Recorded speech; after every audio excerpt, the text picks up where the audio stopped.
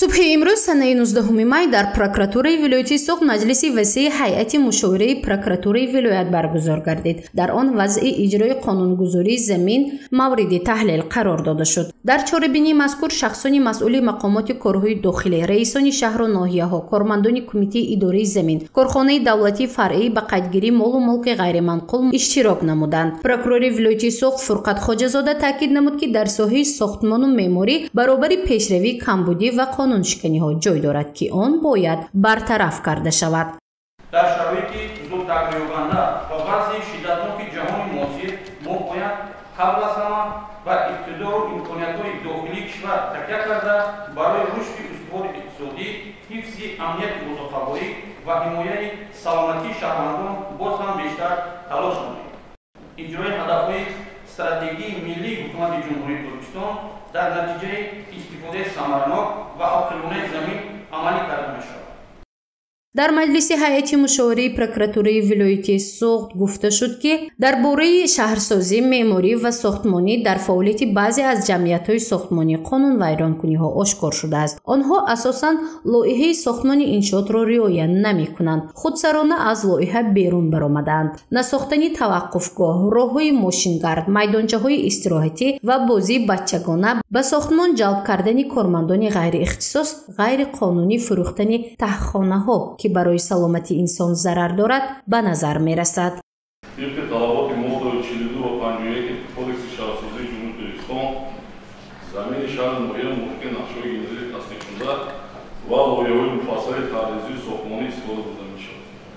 با نقشه‌گیری و ساختمان объект‌ها در حدود ماورای آبنشین به موجود بودن نقشه گنجی و دیگر حجت‌های شهرسازی قطعاً ممنوع است.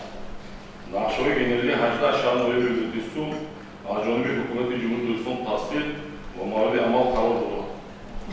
انشاء نشان دادند که در بعضی از شهر نوحیه ولایت طلبات‌های ذکر شده رعایت نگردیده از بی‌نظارتی مسئولین نمایندگی خدمات نظارتی دولتی معماری و ساختمان کمیته معماری و ساختمان نزد حکومت جمهوری ترکستان در ولایت سرمایه‌داران و کمیته‌های اداره زمین شهر نوحیه بنای انشاءات‌ها خلاف نقشه‌های گنجی ساخته و به استفاده داده شده است.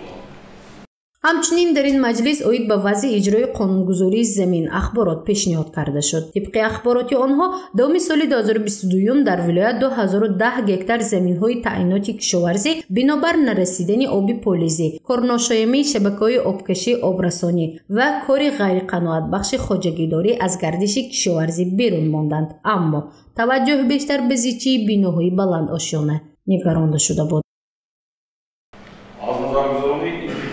محلهای 13, 18, 19 شهر خودم نشان داد که نوبسته از دستاوردهای سوها از بی‌نظارتی فوری مسئولین سوها سوء استفاده نموده شخصان واقعی و حقوقی اینچنین فرمایشگران و کودکان کارهای ساختمانی را بیرون از سطح مسئولیتشان که خودسرانه آغاز و объект‌ها را به استفاده می‌دهند که در نتیجه سکته ساختمان در سطح پست انجام یافته با منفعت‌های دولت جمعیت و شهروندان عقیدت خیلی جدی رسانیده میشه.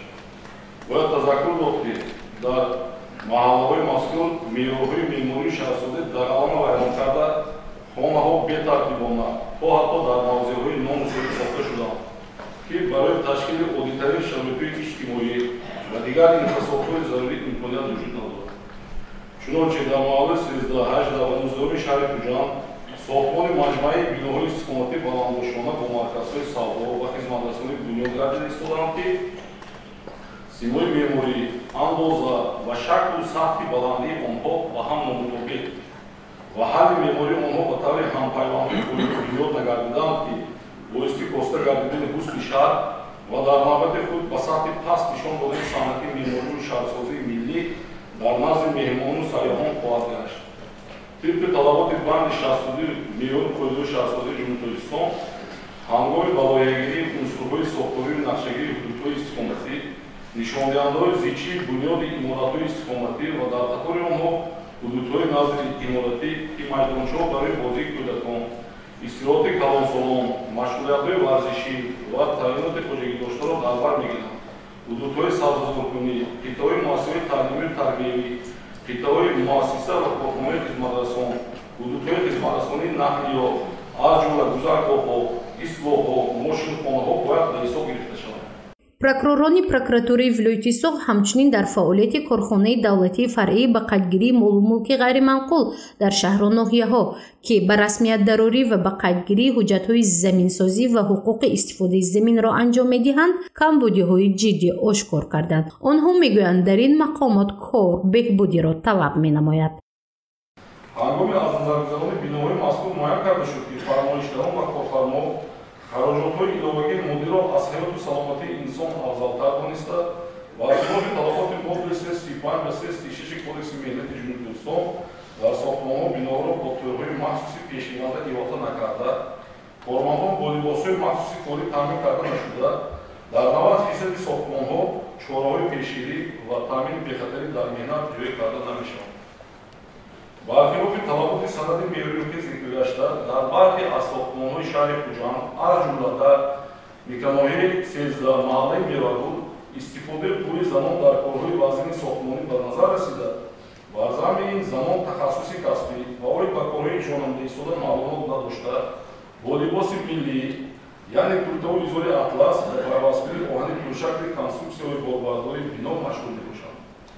طبق طلبات معیار پایداری ساختمانی تختخانه و نیم تختخانه‌های بنا و انشاءات بلندباشانه استقامتی و جمعیتی بهر حجره پروژه‌گذاری بنا جایگیرنامه‌های تجهیزات آب تامین‌کنی، تجهیزات برقی و تجهیزات هواتازکنی بنا و انشاءات استفاده و در حالت‌های فوق‌العاده همچون پناهگاه یعنی بمبارگویش استفاده می‌شود. вобаста ба қонунвайронкуниҳои ошкор гардида нисбати 320 нафар парвандаҳои ҷиноятӣ оғоз ва тафтиш карда шуда 600 нафар ба ҷавобгарии интизомӣ, 2581 нафар ба ҷавобгарии маъмурӣ кашида ва 424 қарори раисони шаҳру ноҳияҳо бинобар бармаҳал ва ғайриқонунӣ будан эътироз оварда шудааст. 9994 гектар қитъаи замини худсарони ишғол ва ғайриқонунӣ вобаста шуда ба ҳолати аввала баргардонда шуданд. гузориши мафнушкур ва Насим Раҳимов барои барномаи иттилооти хабар.